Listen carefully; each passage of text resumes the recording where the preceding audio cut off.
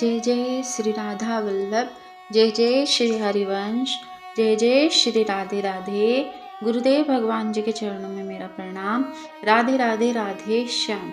श्री भक्तमाल महात्म्य जैसे श्रीमद् भागवत में श्री कृष्ण विराजमान हैं, श्री रामायण में श्री राघव जी विराजमान हैं, वैसे ही श्री भक्तमाल में सब संत विराजमान हैं। कहते हैं कलयुग में भक्तों का चरित्र सुनने मात्र से कल्याण हो जाता है।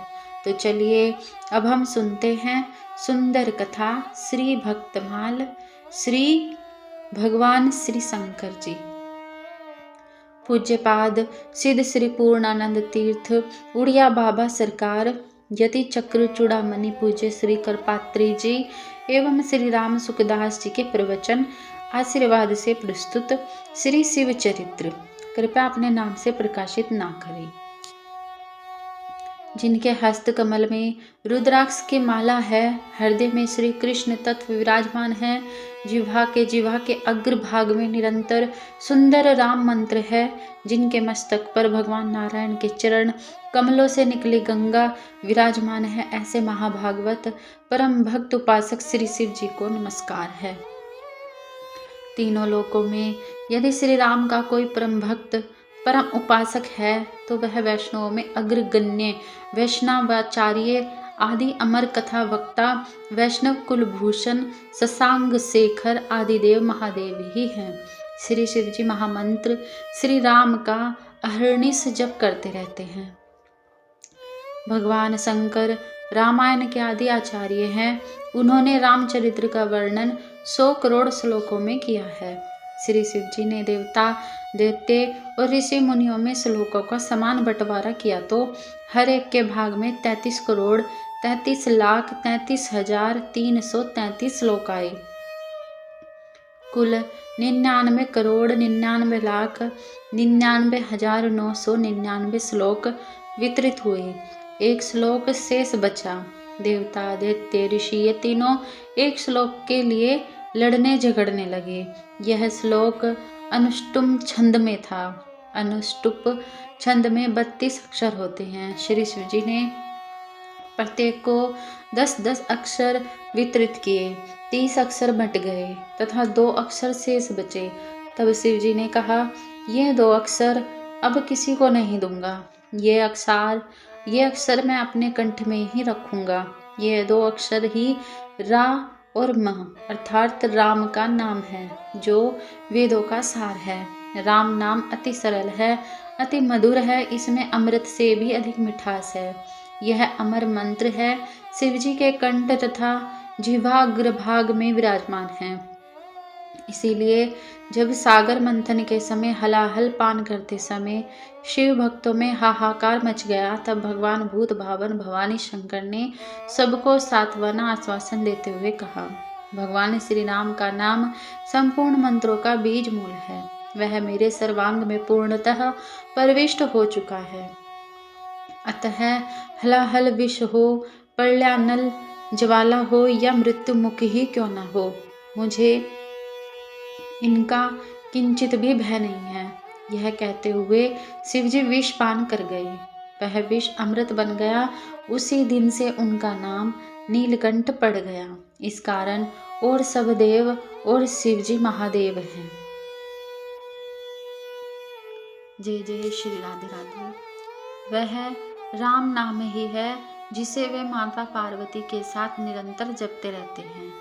यही नहीं, आज भी काशी में विराजमान भगवान शिव मरणासन प्राणियों को मुक्ति दिलाने के लिए उनके कान में तारक मंत्र राम नाम का उपदेश देते हैं।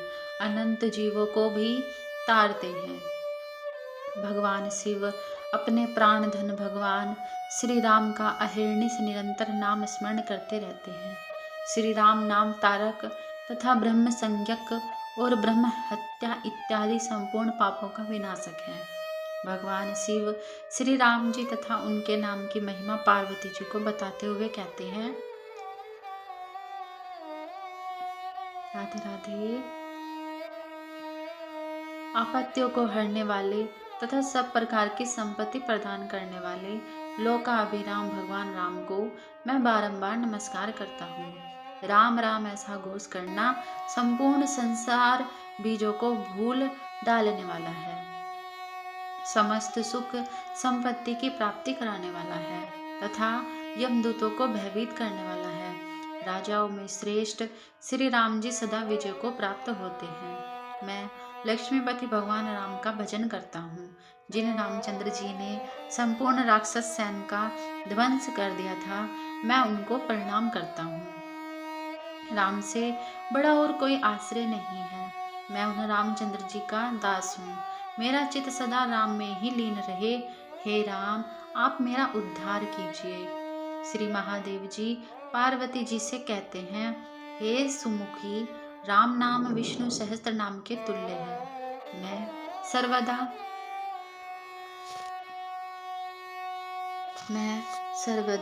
राम राम राम इस प्रकार मनोरम राम नाम में ही रमन करता हूँ। राम अवतार में सीता हरण होने पर जब श्री राम वन वन रोते बिलखते, वृक्षों से पूछते, चिपटते, लताओं से लिपटते अपनी प्राण प्यारी सीता के वियोग में इधर उधर ढूंढ रहे थे। राधे राधे।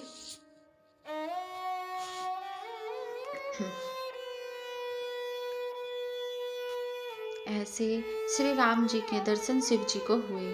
उनके मन में आनंद हुआ। कपोलों में मंद हास्य की रेखा खिंच गई कि आज आनंद रुदन कर रहा है।